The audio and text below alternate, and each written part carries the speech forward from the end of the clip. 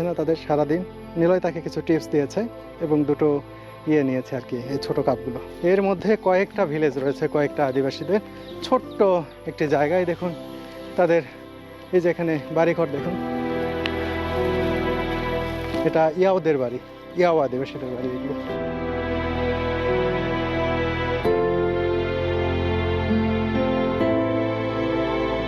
বন্ধুরা দেখুন এখানকার আদিবাসী শিশুরা এখানে খেলা করছে। এই wait wait wait wait wait wait wait wait wait, ওর জামা আটকে গেছে।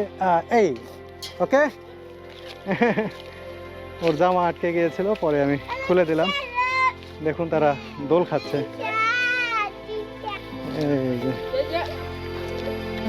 এরা ইয়াও আদিবাসী। উত্তর থাইল্যান্ডে বসবাসরত আদিবাসীদের এই গ্রাম দেখে আমার খুবই ভালো লেগেছে।